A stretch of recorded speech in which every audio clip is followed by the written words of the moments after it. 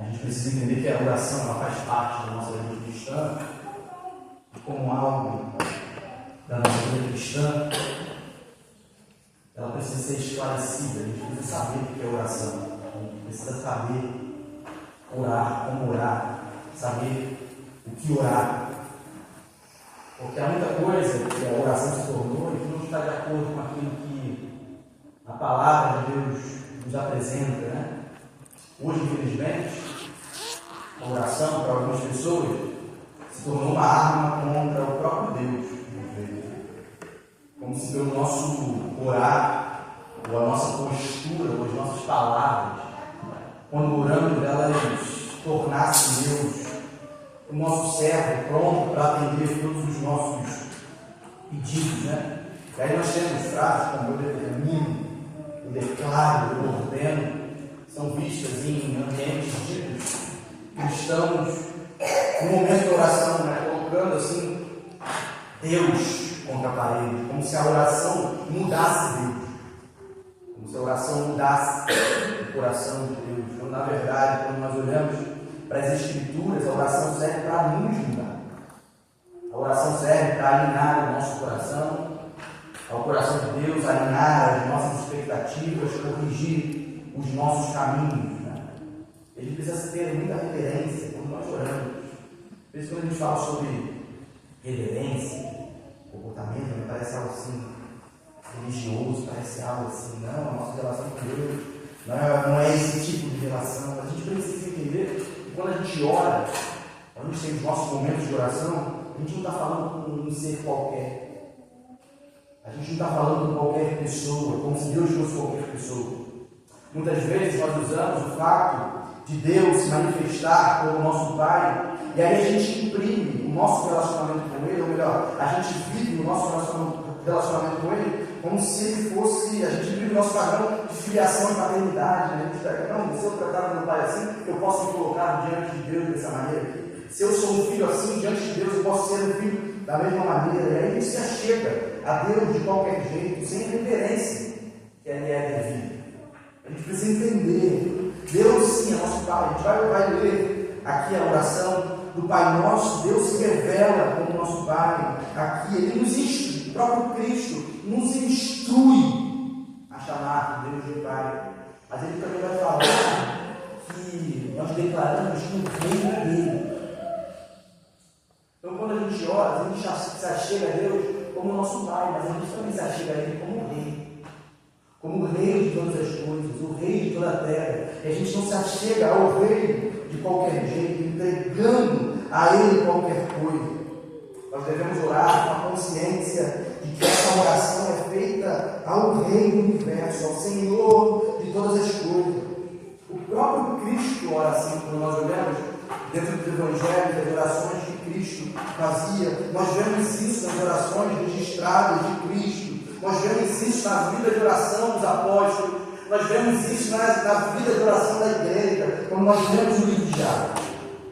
Ou seja, orar não é jogar qualquer palavra para um ser qualquer. Orar precisa ser a manifestação de quem nós somos diante de Deus. E, sobretudo, a consciência de quem Deus é. Nós nos colocamos diante de Deus conscientes de quem nós somos e também conscientes de quem Deus é. Orar é importante, orar é imprescindível. O bom desenvolvimento do nosso relacionamento com Deus, o bom desenvolvimento da nossa vida de santidade, ela é feita também em oração. Tinha um grande evangelista do século passado, Leonardo Benedito, ele falava que o crente que não ora, ele está se desviando. O crente que não ora, ele está se desviando. E a gente precisa ter essa consciência. A gente precisa entender que oração é importante. E nada melhor do que aprender do próprio Jesus, né? Então vamos ler aí o que ele diz, versículo 5. Acompanhe aí na sua Bíblia, com a total reverência pela leitura da palavra de Deus da vida. E com atenção, versículo 5 do capítulo 6 de Mateus. E quando vocês orarem, não sejam como os hipócritas.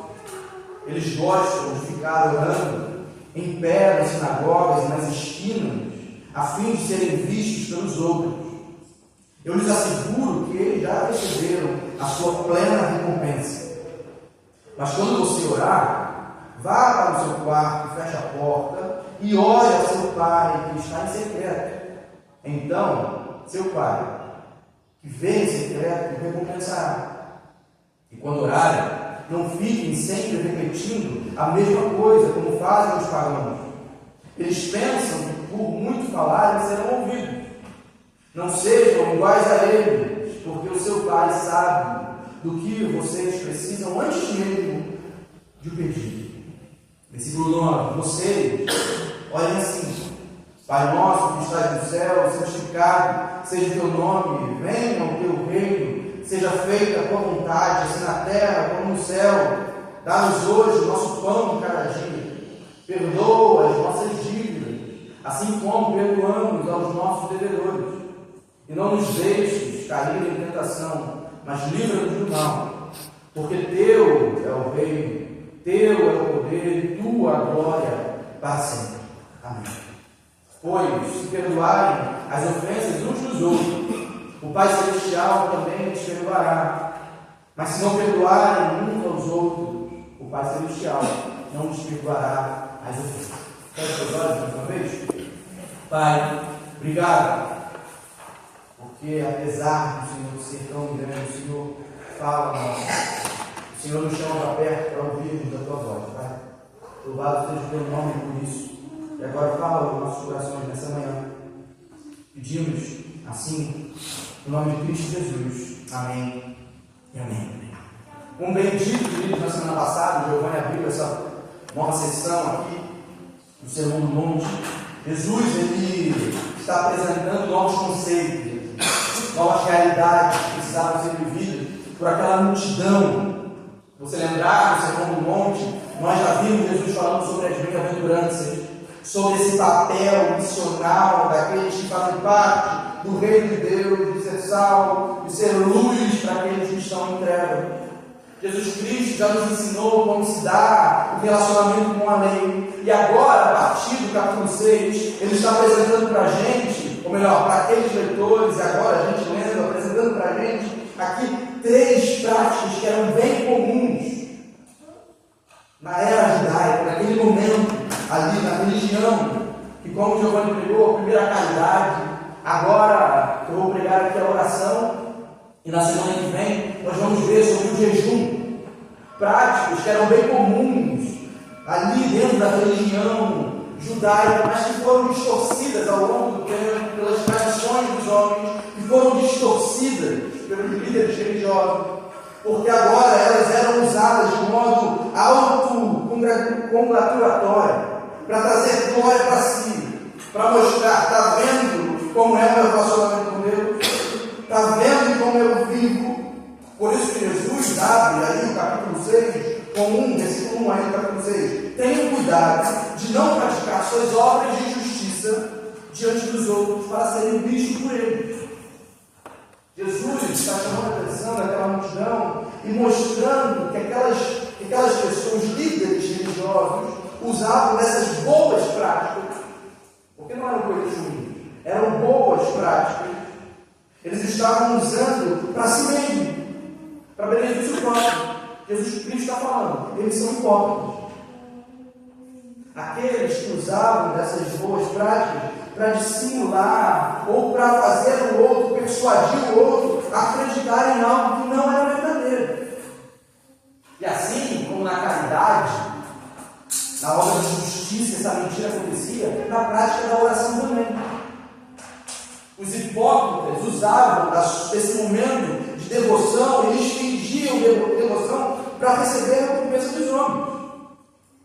E entenda aqui, querido, Jesus Cristo, nesse momento, ele não está falando dos líderes, ele está falando de qualquer pessoa que usa dessas práticas para receber a recompensa dos homens, para fingir algo, que usavam dessas práticas de modo errado. Então, o que ele está fazendo agora com a gente, nos versos que nós lemos, a partir do versículo 5, é instruir a multidão como viver essa prática da oração de modo verdadeiro. E se a oração é algo imprescindível para nós como crentes, para o nosso bom desenvolvimento do nosso relacionamento com Deus, mas também para o bom desenvolvimento da nossa santidade, dessa vida em santidade que o Evangelho requer de nós, aquilo que Jesus ensina para essa multidão aqui no monte, vale também para nós. Então eu queria apresentar alguns princípios sobre a oração que nós devemos tomar para nós na nossa vida cristã. O primeiro princípio que nós encontramos aí no texto é que o nosso coração, ele guia a motivação da oração. O nosso coração vai motivar a nossa oração. Jesus começa o versículo 5 dando uma negativa para os seus ouvintes, né? Quando vocês orarem, versículo 5 do capítulo 6, quando vocês orarem, não sejam como os hipócritas. A orientação de Cristo Jesus é para aqueles que estão ouvindo, não vivam mentindo para Deus e para os homens em busca de benefício próprio. Giovanni me trouxe o significado aqui dessa palavra hipócrita lá no original, que é alguém que atua, que é alguém que vai maquiar uma determinada atitude para que o outro veja e tenha uma visão, uma realidade de uma verdade possível ali, mas na realidade é uma mentira, é um ator, alguém que vive dissimulando para que o outro olhe e fale assim: nossa, aquela pessoa ali. Quando na verdade tudo aquilo ali era uma mentira, tudo aquilo ali era uma encenação. Jesus Cristo está falando: olha, não sejam como os hipócritas. Versículo de continuação, versículo 5. Eles gostam de ficar orando em pé nas sinagogas e nas esquinas, a fim de serem vistos pelos outros, ou pelos homens, talvez, na sua tradução. A oração era algo muito comum no judaísmo. Existiam lugares determinados para orar, existiam momentos determinados para oração, no começo do dia, no entardecer, momentos de oração. Nessas orações existia adoração, deveria, pelo menos existir, adoração, ação de graças, petição, confissão de pecado, o relacionamento do povo diante de Deus. Isso tudo aqui, queridos, era comum para o povo. Isso tudo era comum na religião. O povo ia, quando a gente leu o livro de Atos, o povo subia, os apóstolos, quando a gente veio o capítulo 3, capítulo 4, Pedro e João indo ao templo a fim de encontrar o tempo de oração, um lugar de oração, na hora marcada, era algo comum. O templo, mas se não pudesse chegar a tempo do templo, ora na sinagoga. Se não pode orar na sinagoga, ora na rua. Era essa o viver de oração do povo. E não tinha nada errado. Pode orar na rua, pode orar no templo, pode orar na sinagoga. A questão é o porquê. Jesus não está condenando o lugar. Jesus não está condenando a oração. Jesus está condenando aqui o motivo e o tipo da oração. Jesus está condenando a oração de ostentação. A oração que não era expressão de devoção a Deus, de louvor a Deus. Jesus Cristo está condenando a oração que servia para evidenciar e honrar quem está orando. Jesus Cristo está condenando aqueles que se colocavam diante do povo e oravam para que o povo olhasse e falavam: nossa, olha como aquela pessoa é piedosa diante de Deus, como ele é um bom praticante da religião. Olha só, Jesus fala, olha só, eles estão orando a fim de serem vistos pelos outros. O objetivo da oração era serem vistos pelos outros. O motivo da oração não era o relacionamento com Deus. O objetivo da oração era o status, a recompensa que a oração pudesse gerar, o prestígio, a fama, a relevância. Jesus Cristo fala, eu lhes asseguro, versículo 5, que eles já receberam a sua plena recompensa. Que recompensa é essa que Jesus está falando? É o aplauso. É o prestígio diante dos homens. A mentira que foi tomada como verdade. Jesus Cristo está falando. Eles fazendo isso aí, praticando desse jeito, eles já receberam a recompensa deles. O que levava os hipócritas a estarem desse jeito? O que motivou eles a deturparem algo tão bom que é a oração para benefício próprio? Um coração caído. motivado por si mesmo, em busca de relevância e prestígio, um coração egocêntrico. Esses hipócritas usavam algo que o próprio Deus deu ao povo, não para o relacionamento do povo, mas para que eles olhassem para si mesmos e fizessem os homens olharem para eles mesmos e estivessem, nossa, olha como eu sou crente, olha como é que eu sou crente, a fim de serem vistos, a fim de receberem dos homens a recompensa. Jesus Cristo está falando de uma disposição íntima do coração do homem. Porque, na verdade, o que conta nesse nosso movimento de oração é aquilo que Deus enxerga em nós. Isso aqui é importante para nós, enquanto religiosos, num bom sentido, quando nós praticamos a oração. Por que nós oramos?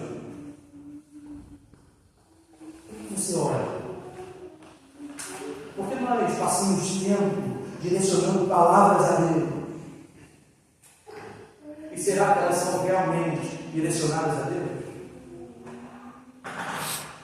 Você ora aqui no meio do povo. De vez em quando a gente fala, ele pode orar para alguém? Vamos orar para iniciar a aula? Vamos orar para ensinar alguém? Vamos fazer isso, vamos fazer aquilo, vamos orar. Qual é a motivação que leva o seu coração a orar? Por que você ora? A gente precisa, queridos, perguntar isso. Jesus está falando de pessoas que só oravam para serem vistas pelos outros, para parecerem piedosos, parecerem crentes diante dos outros, mas somente para receber aplausos para si. Isso nós precisamos levar em conta. Jesus Cristo, nessas três práticas que nós vimos na semana passada, nessa que nós estamos vendo hoje, e na próxima, que é o jejum que nós veremos, Jesus Cristo está falando sobre recompensa. E muitas vezes nós só estamos orando, visando as recompensas, mas buscando a recompensa que vem da fonte errada. Jesus Cristo está falando desses hipócritas que procuravam a recompensa dos homens, mas na verdade nós deveríamos nos preocupar com a recompensa daquele que é toda a fonte da boa recompensa que nós podemos ter. O que você ora? O que você diz aqui quando a gente olha um pouco aquelas palavras bonitas? Muitas vezes a nossa vida de oração é uma vida maquiada para que os outros nos vejam e digam: nossa, como ele é crente, nossa, como ele é piedoso, olha que palavra bonita. E querido, se essa é a sua motivação, você já recebeu o seu recompensa. Você já recebeu o seu recompensa. Se a sua motivação é ser visto pelos homens e admirado, você já recebeu o seu recompensa. Mas Jesus continua. Jesus vai nos ensinar que há um modo correto de viver a nossa vida de oração. E ela começa ali no relacionamento entre nós e Deus. Versículo 6. Mas quando você orar, o coração que te leva a Deus. Mas quando você orar, vá para o seu quarto, fecha a porta e olhe a seu Pai que está em secreto. Quando Jesus Cristo fala aqui, vá lá para o seu quarto, logo nós imprimimos, nós conhecemos o que é um quarto, Porém, quando a gente pensa lá, você está pensando no seu quarto, lá na sua cama, talvez na sua escrivaninha, na TV que tem pregado na parede lá, na sua mesa de cabeceira, ali no seu armário, não é esse tipo de quarto que Jesus está pensando aqui. As casas naquele tempo não eram divididas em cômodos como nós temos, Talvez quando a gente olha lá para essas produções ali, shows, você vê lá uma casa que hoje em dia é conceito aberto, a galera da arquitetura ali, conceito aberto, uma casa aberta, um espaço aberto, um cômodo só. Não é esse nosso quarto que Jesus está aqui, até porque casas divididas eram privilégios daqueles que tinham dinheiro. Quando Jesus Cristo fala sobre quarto, talvez a melhor tradução para a gente, aqui no texto, seja a câmara de suprimentos, o lugar onde se guardava os alimentos, aquilo que a gente chama hoje de despensa. A despensa que era o único lugar da casa que tinha porta e tranca. Era um lugar que não tinha nem janela, para que nenhum ladrão fosse lá e tomasse do alimento, para que ninguém ficasse lá de fora olhando, espiando o que estava dentro lá. Jesus Cristo está falando: olha só, quando você for orar, entra na despensa. Entra no lugar onde você vai estar lá, trancado, ninguém vai te ver lá dentro. Onde ninguém vai poder espiar pela fresta. Onde ninguém vai te ver. Onde só vai estar você e o Senhor. Ao invés de se colocar em lugares de visibilidade, se coloca onde ninguém vai te ver. Onde ninguém vai descobrir que você está lá, a não ser o próprio Pai. Versículo 6. Mas quando você orar, vá para o seu quarto, feche a porta e ore ao seu Pai que está em secreto. Então, seu Pai, que vem em secreto, vem compensar. Querido, Jesus Cristo está dizendo aqui que a vida de oração começa quando o coração está diante de Deus, longe de todo mundo, longe de todos os olhares.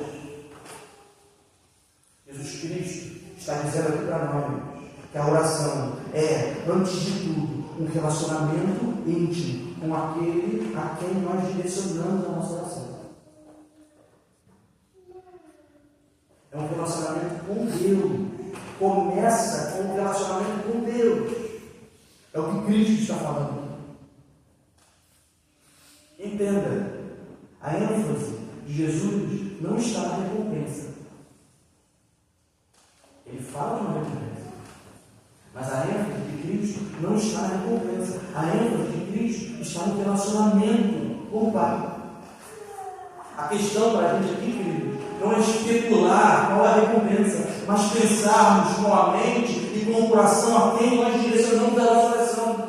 Por isso que eu disse esse primeiro princípio que nós devemos tomar quando nós pensamos na nossa oração é como está o nosso coração, o que motiva o nosso coração a orar. É um relacionamento? Ou somente aquilo que esse relacionamento pode nos dar? A gente precisa se questionar isso tudo.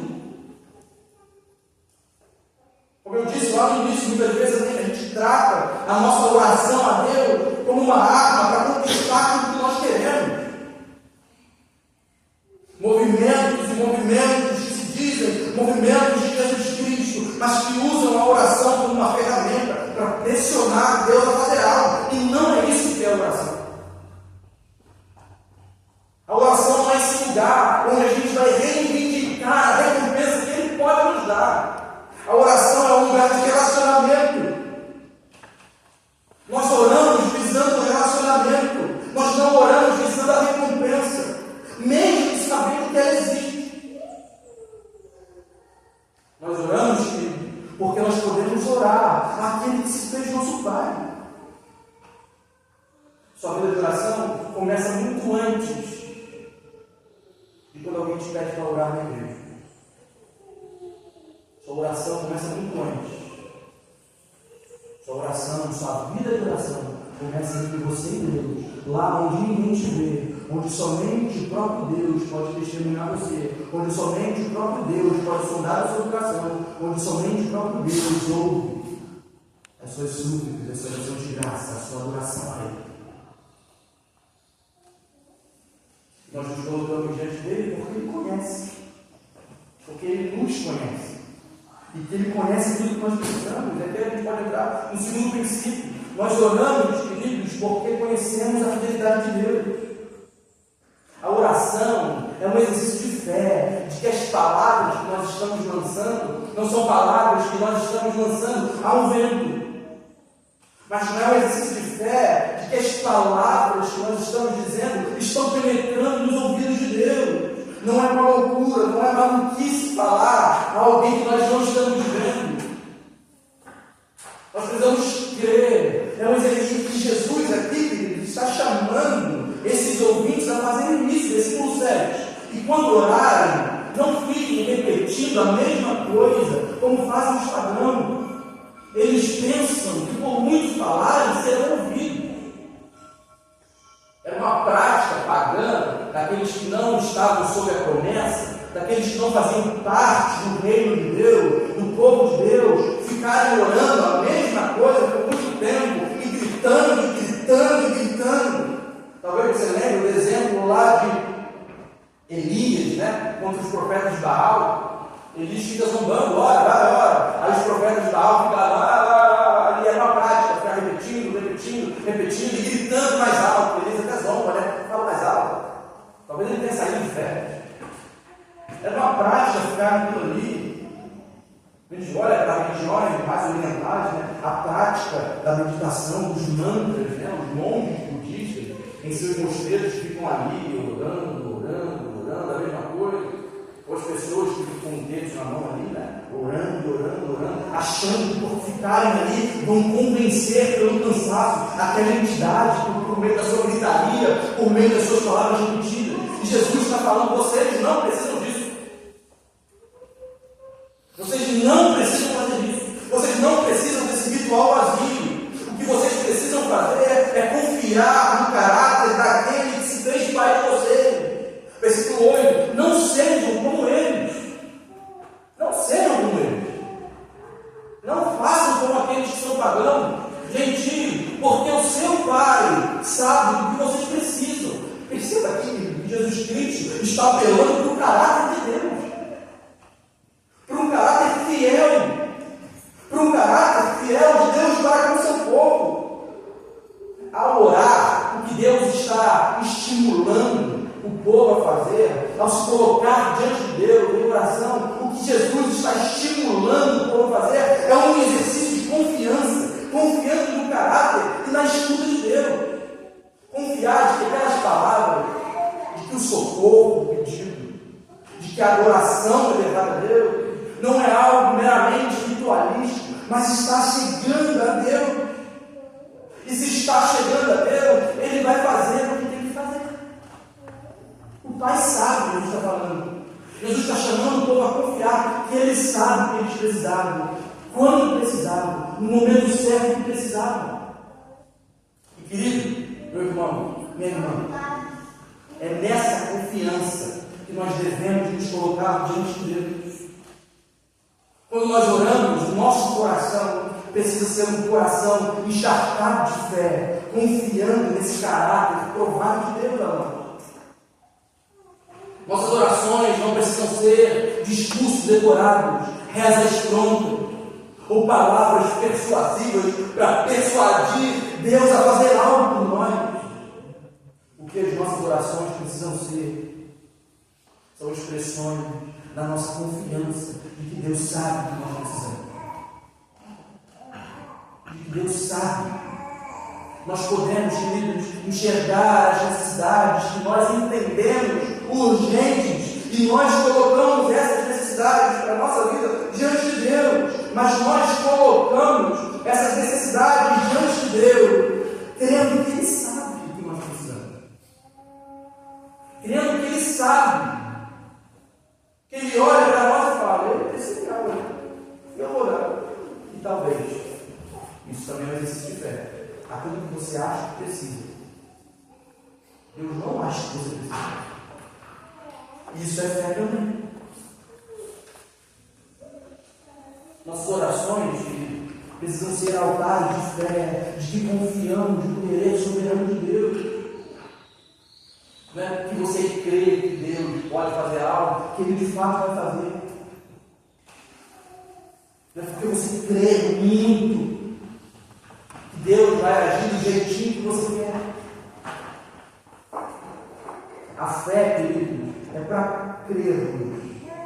Se Deus achar que eu não preciso daquilo que eu peço, eu vou estar satisfeito. A fé não é uma chave para você conquistar o que você quer. A fé não é algo para você conquistar a vitória. A fé é para você crer. E Deus sabe o que você precisa. Muitas vezes nós usamos a fé como barganha, né? Deus, eu creio tanto, agora o Senhor pode fazer. Faz o que eu estou pedindo. A fé, querido, olha só, a fé não é para sermos agradados. A fé não é para que a gente olhe com tanta fé que a gente seja agradável. A fé é para agradar a Deus, não é? Sem fé, o que o autor de Deus fala? Sem fé é o quê? Impossível agradar a Deus. A fé não é para você ser agradável. Eu creio tanto que agora vai entrar um pix de 1 milhão na minha conta. Eu creio tanto que agora eu vou conseguir esse emprego que eu quero. Eu creio tanto que agora aquela pessoa que eu amo vai ser curada. A fé não é isso. A fé não é para você ser agradável. A fé é para agradar a Deus. para se colocar diante de Deus. Orar é um exercício de confiança de cremos que o nosso Pai sabe aquilo que nós precisamos. E se precisamos daquilo que nós pedimos para Ele, o próprio Cristo vai virar e falar assim: seja feito o quê? Acho que Cristo não confiava, não cria no Pai. Ele está falando: olha só, seja feita a sua vontade. E aí, enquanto você ora, na sua vida de oração, como é que está a tua fé diante de Deus? Você crê em Deus? Ou a sua crença que Deus pode fazer aquilo que você quer que Ele faça? Ou sua crença, a sua fé nele, é porque você sabe que Ele sabe aquilo que você precisa. A gente precisa se perguntar isso. O que você crê? Que tipo de Deus é esse que você crê? É o gênio do Aladim? Vai te conceder 3 desejos? Ou a sua crença, a sua fé é no Deus que sabe aquilo que nós precisamos? O Evangelho vai nos motivar a crer corretamente. Porque se Deus foi bom bastante para nos oferecer a vida através da morte e ressurreição de Cristo Jesus, aquilo que é concernente a essa vida aqui, aquilo que envolve essa vida, está sob o cuidado dele. Aquilo que nós precisamos está sob o cuidado dele. Se ele resolveu o problema que nós tínhamos com a morte eterna, nos dando vida eterna no Filho, que dirá as coisas dessa vida aqui? Mais para frente, Jesus vai falar sobre isso, né? Deus se preocupa com aquilo que a gente precisa. Deus se preocupa com essa vida aqui. Então a gente vive essa vida aqui confiando nele. Ele vai falar aqui para vocês verem. Olha só, não se preocupe com o dia da manhã. Não se preocupa, não. Você vai comer, vestir, beber. Não se preocupa. O Pai sabe, se ele alimenta as aves do céu, o que dirá vocês? Se ele veste os lírios, o que dirá você? A gente ora nessa confiança. A gente ora crendo que aquilo que nós precisamos, o Pai sabe que precisamos. Então, como é que eu oro? Então, minha vida também, minha vida de oração também é esquisita. Como eu oro? Jesus vai ensinar. Terceiro princípio aí para a nossa vida de oração. Siga o modelo da oração de Jesus Cristo. Jesus ensinou o que não fazer. Jesus ensinou como não deve ser a oração. Visando a recompensa dos homens. De extremo. Como um padrão. Ele nos ensinou como não orar. Mas agora ele vai nos ensinar a como orar. E ele vai apresentar para a gente um modelo de oração. Os passos que devem ser tomados na oração. Que Jesus Cristo está apresentando para nós não é uma reza.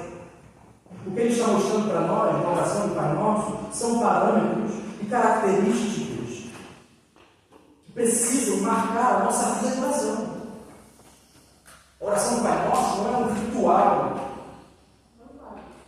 mas é a postura que nós devemos nos colocar diante de Deus, de um Pai, mas que também é um Rei, que merece reverência dos seus súditos. Então Jesus começa a ensinar aquela multidão a orar. E Jesus começa a nos ensinar a orar, a ensinar aquela multidão, colocando aquelas pessoas no lugar dela, nos lugares dela, e colocando Deus no lugar dele. Versículo 9. Pai nosso que está no céu. Existe um relacionamento. Quando a gente ora, existe um relacionamento. Jesus Cristo estabelece esse relacionamento como um relacionamento familiar, um relacionamento de paternidade e de filiação. Ele fala: olha só, Pai nosso que está no céu. É relação de pai e filho. É o filho reconhecendo quem é aquele a quem se dirige a oração. E esse filho sabe quem é o seu pai. Versículo 6, 9 ainda. Pai nosso que está no céu, santificado seja o teu nome. Primeira coisa que Jesus Cristo ensina para aquela multidão que está diante dele, quando se fala de oração, é que para aqueles que se colocam diante de Deus em oração, precisa entender, ou melhor, precisa existir o reconhecimento daquele que Jesus nos permite chamar de Pai. Quando nós estamos diante de Deus em oração, precisa existir o reconhecimento daquele que Jesus Cristo nos orienta e nos permite chamar de Pai. A primeira coisa que precisa existir em nossas orações, quando nós nos colocamos diante de Deus, daquele que é nosso Pai, daquele que é santo, é a adoração. É a adoração. O reconhecimento consciente de que nós estamos nos colocando diante do santo. Quando nós nos colocamos, nos propomos a orar, nós não estamos nos colocando, queridos, diante de qualquer pessoa. Nós estamos nos colocando diante do próprio Deus, o Criador e Consumador de todas as coisas. A consciência de quem Deus é, de um Deus que mede os céus a palmos, que tem as águas de toda a terra na concha das suas mãos, de um Deus que faz da terra o estrago dos seus pés, né? Isaías vai falar isso lá em Isaías 40, daquele que conhece todas as estrelas e as chamas pelo nome, e nenhuma delas vem a faltar. Jesus está falando, vocês estão se colocando diante dessa pessoa. E talvez, no primeiro momento, isso nos distancie de Deus, não é? Isso nos coloca para longe de Deus. Porque antes da consciência de Cristo Jesus, da obra de Cristo Jesus, quando nós colocamos diante de um Pai que é santo, santificado, nós deveríamos ter o discurso que Isaías vai falar no capítulo 6. Ai de mim! Ai de mim! Estou perdido! Sou um homem impuro, de lábios impuros, que habita no meio de um povo de impuros lábios. Quando nós, longe da consciência de Cristo Jesus, da obra de Cristo Jesus, quando nós reconhecemos a santidade dele, nós deveríamos dizer como Isaías diz aqui: porém,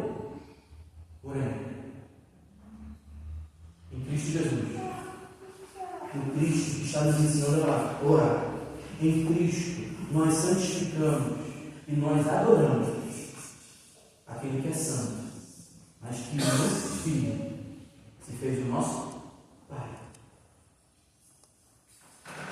Quando nós oramos ao Pai, reconhecendo o tamanho dele, quando nós o adoramos na beleza da sua santidade, nós não precisamos nos distanciar, porque o próprio Cristo está nos ensinando a orar. Ele mesmo é aquele que nos aproximou desse Deus santo, desse Deus misericordioso, desse Deus que é muito maior que a gente. Esse mesmo Cristo nos aproximou desse Deus, a ponto de podermos chamá-lo de Pai. E a nossa vida de oração precisa ser o reconhecimento daquilo que o próprio Deus fez em nós através de Cristo Jesus. Porque Deus, queridos, poderia nos fulminar por causa da sua santidade, poderia pisar em nós, nos jogar no quinto dos infernos, mas Ele decidiu nos fazer filho dele, a ponto de podermos chegar ao Senhor de toda a terra, ao dono de todas as coisas, e nos colocar diante dele, o chamando de Pai.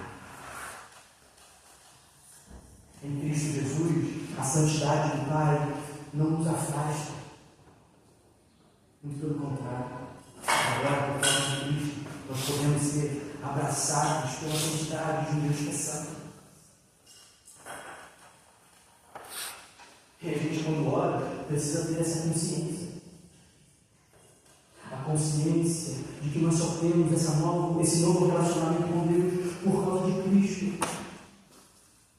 E todas as vezes que nós nos colocamos diante de Deus, em nome de Jesus, através do sacrifício, da morte de Cristo, da sua ressurreição, nós precisamos elevar as nossas vozes em adoração àquele que poderia nos fulminar, mas que resolveu nos abraçar. Precisamos cantar, louvar com alegria àquele que poderia acabar conosco, mas que decidiu nos abraçar. Quando nós colocamos diante de Deus em adoração, a gente precisa entender que a nossa oração é resposta do nosso coração àquilo que Deus fez a nós. A nossa oração é resposta àquilo que nós conhecemos que Deus fez a nós. Na nossa oração isso precisa existir. Se as nossas orações, sejam elas individuais ou coletivas, não estiverem cheias de adoração, elas não são orações que se enquadram no que Jesus apresenta como modelo de oração. Nós nos colocamos diante de Deus, mas nós não adoramos, nós não damos glória a Ele. A nossa do que Cristo apresenta como modelo de oração. Tem mais. Porque essa oração que nós dedicamos a esse Deus que nos aproximou, que nos permite chamá-lo de Pai, ela desemboca em submissão àquele a quem adoramos, e amor àquilo que Ele ama. O versículo 10 aqui, venha o teu reino. A gente fala, Pai nosso que está no céu, santificado seja o teu nome, venha o teu reino. Versículo 10, seja feita a sua vontade, assim na terra como no céu. Que é o reino de Deus, a vinda de Cristo, a expiação, a obra de Cristo Jesus, o derramamento do Espírito Santo sobre o coração dos indivíduos. Aqueles que agora habitam esse reino, que estão compromissados com esse reino, oram pelo avanço desse reino, estão comprometidos com aquilo que o reino estão comprometidos. Lembra que Jesus Cristo veio no capítulo 5, aqui no Sermão do Monte, está apresentando para nós a ética desse reino. E agora aqueles que habitam esse reino precisam estar engajados com o avanço desse reino, precisam estar engajados com o bem ao seu reino. Aqueles que habitam no reino de Deus precisam estar envolvidos com o avanço do reino, porque eles agora habitam nesse reino que avançou até eles. Queridos, se um dia você foi alcançado pelo reino de Deus, se um dia você foi alcançado pela obra de Cristo Jesus, pela pregação do Evangelho, é porque teve gente compromissada lá atrás que está orando, venha ao seu reino. Se você faz parte do reino de Deus, é porque alguém orou isso aqui. E agora a gente que habita esse reino precisa estar envolvido de corpo e alma com o avanço desse reino, dando a própria vida pelo rei do reino. E aí? Está envolvido com esse reino? Eu te pergunto, o quanto vem ao teu reino ocupa da tua oração? O quanto o avanço do Evangelho ocupa a tua oração? O quanto você prioriza aquilo que Jesus nos ensina a priorizar? Nós estamos envolvidos com as nossas causas, com a nossa vida, com as nossas coisinhas. E queridos, não tem nenhum problema nisso. Versículo seguinte, Jesus vai nos ensinar a pedir por nós. Não tem nenhum problema estarmos envolvidos com as nossas causas. Só que Jesus Cristo está estabelecendo prioridade. Ele está estabelecendo as prioridades. Jesus Cristo está nos mostrando aquilo que deve ser buscado primeiro, né? O texto é muito claro, versículo 33, aqui do capítulo 6. Jesus Cristo vai falar o quê? Olha só, busca, pois, em primeiro lugar, o reino de Deus, o quê? A sua justiça. E o quê? Aquilo que você precisa. Jesus Cristo está ensinando uma ordem de prioridade. Está lembrando, olha só, adora, se envolve com a obra, se envolve com a música.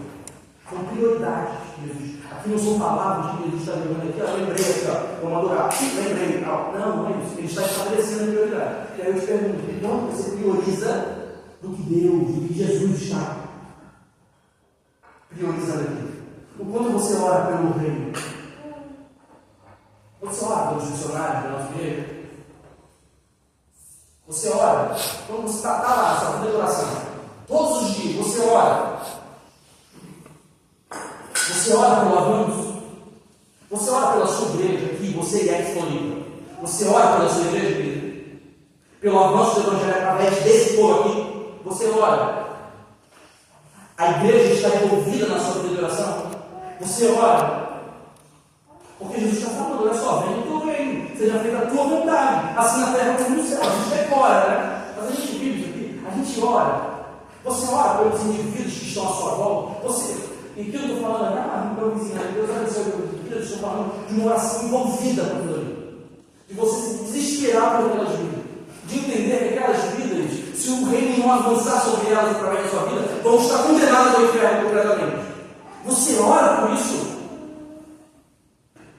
Você está envolvido com o reino de Deus, querido? Ou você só está sendo um parasita dentro do reino? A gente precisa se questionar, queridos, porque muitas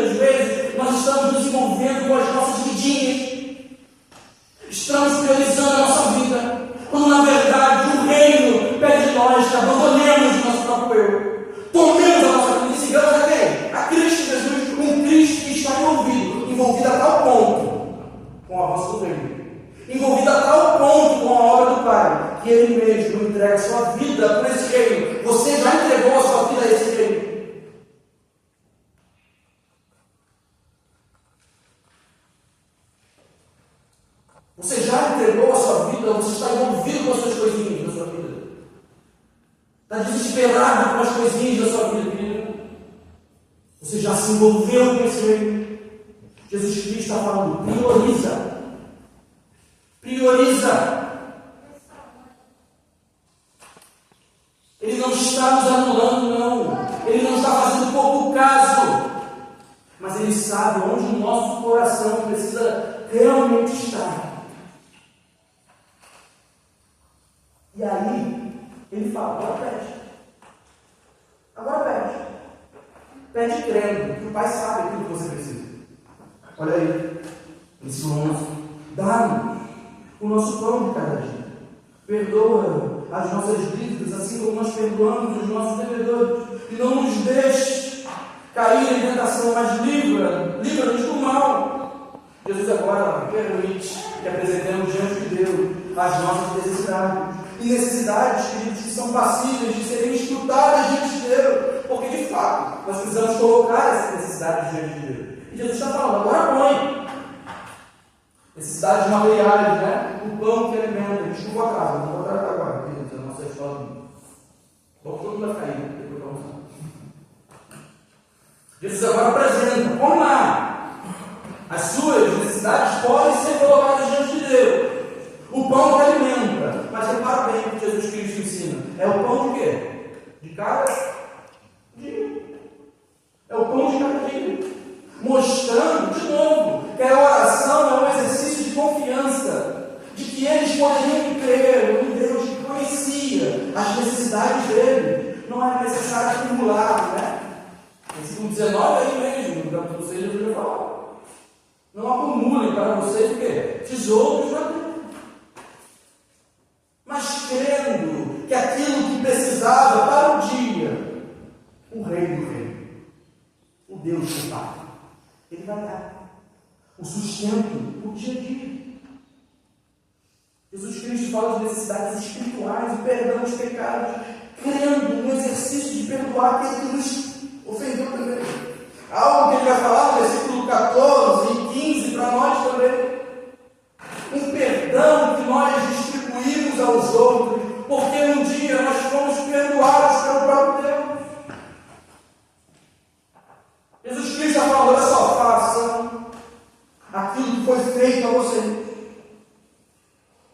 E Jesus aqui, querido, preste atenção, porque Jesus ele pressupõe que aqueles que habitam o reino de Deus já perdoam aqueles que ofenderam, não é? Versículo 12 aí. Assim como, olha só, ó Deus, perdoa as nossas dívidas, assim como perdoamos aqueles que nos ofenderam. É aquele que recebeu algo de Deus e que eu distribui aquilo que recebeu de Deus. E aí ele fala, Deus, não nos deixe cair em tentação. A luta de nós crentes de permanecermos fiéis àquele que é fiel. E nós só conseguimos vencer o pecado quando nós nos colocamos diante de Deus. Nós vivemos segundo o caráter do Rei e refletimos o caráter do Rei e o caráter do reino de Deus. Aí eu te pergunto, como é que está a tua petição diante de Deus? Como é que estão os seus pedidos diante de Deus? Quais são as coisas que você coloca diante de Deus? O quanto você pede a Deus sustento para o dia de suas orações? Quando você pede o sustento, quando você ora a Deus pedindo o sustento, as suas orações são mais orações de murmuração, de reclamação. Porque muitas vezes nós nos colocamos diante de Deus pedindo sustento, mas na verdade nós estamos murmurando contra Deus por aquilo que nós já temos. Eu preciso de mais. Como é que eu vou viver com esse salário baixo? Eu preciso de uma promoção, eu preciso aumentar meu salário, eu preciso de Deus me sustentar. E querido, tem nenhum problema em pedir para Deus para te ajudar a progredir, a crescer na sua carreira, estudar, a conseguir uma melhor colocação. Mas a questão é, você precisa de mais? Você precisa de mais? Você precisa de mais do que você já tem? Será? Será que o pão de cada dia não está bastando? Será que o pão de cada dia não está? Será que Deus tem deixado faltar? Às vezes eu fiquei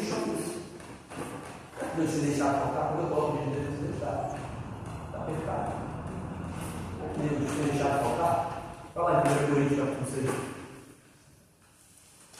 1 Coríntios, não, perdão, 1 Timóteo, capítulo 6.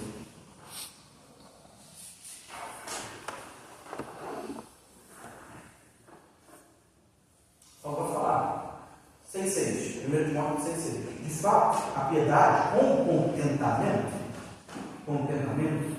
é grande fonte de lucro.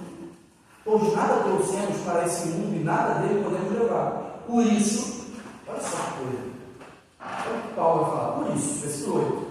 Tendo o que comer e com o que vestirmos, estejamos com isso contentes, satisfeitos. Está passando fome, filho? Está passando fome? Está sem roupa? Estou vendo tudo aqui. Bem alimentado, com roupa. Se tem, esteja satisfeito. Se você tem comida na mesa, é porque o Pai tem dado o pão de cada dia. Ele tem dado a alimento. Mas muitas vezes nós estamos envolvidos nesse mesmo capítulo de Timóteo que Paulo vai falar. Aqueles que querem ficar ricos. E Paulo não está condenando o rico. Paulo não está condenando, como alguns vão mostrar, que não pode ser rico, o evangelho da primeira volta para o poder. Não. Paulo não condena o rico. Paulo está condenando aqueles que querem ficar ricos. Querer ficar rico é pecado. Tá, querido? A Bíblia está falando. Querer ficar rico é pecado. Olha aí, versículo 9. Os que querem ficar ricos podem cair em tentação? Caem em tentação. Então, cuidado, queridos, com os pedidos que você tem colocado diante do Senhor. Quando você senta na sua mesa, e hoje nós vamos aqui ter um banquete preparado ali pelo Mauro, pela Gisele, pelo Robert, nós vamos ter um banquete ali, no momento em que a comida bater no seu prato. Você deveria olhar para essa comida no seu prato como resposta a essa oração. O pão nosso de cada dia está hoje.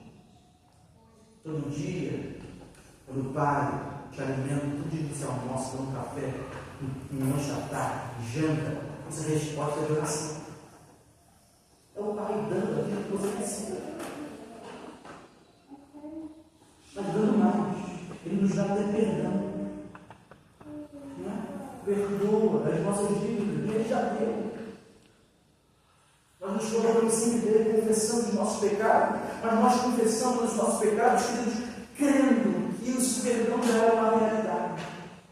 Jesus Cristo, na cruz do Calvário, tomou os seus pecados do passado, do presente. É aquilo que você ainda vai cometer pelo momento da sua vida. Ele já perdoou. Isso não é uma salvaguarda agora para você fazer o que você quiser, não. Que agora você habita nele. Mas você precisa se colocar diante do Senhor. Fala, me perdoa e não me deixa mais pecar. Não nos deixes cair em tentação, mas livra-nos do mal. E como é que Jesus Cristo nos ensina a encerrar a nossa oração? A oração de novo. Pois teu é o reino, o poder e a glória. Queridos, mas como é que estão essas orações diante de Deus? Como é que você tem se colocado diante de Deus? É para que as pessoas te vejam? É para que você receba essa recompensa que o homem pode te dar? Se for isso, beleza. Jesus está falando, você já recebeu. Mas essas orações são orações confiando de que aquilo que nós pedimos, o Pai, o melhor, aquilo que nós precisamos, o Pai já sabe que nós precisamos, antes mesmo de nós pedirmos, nós podemos orar por Ele. Vamos orar aqui. Pai nosso, vamos juntos, está no céu. Santificado seja o teu nome, venha a nós o teu reino, seja feita a tua vontade, assim na terra como no céu. O pão nosso de cada dia nos dá hoje. Perdoa as nossas dívidas, assim como perdoamos aos nossos devedores. Não nos deixes cair em tentação, mas livra-nos do mal, pois teu é o reino, o poder e a glória para sempre. Amém. Vamos para o nosso cafezinho,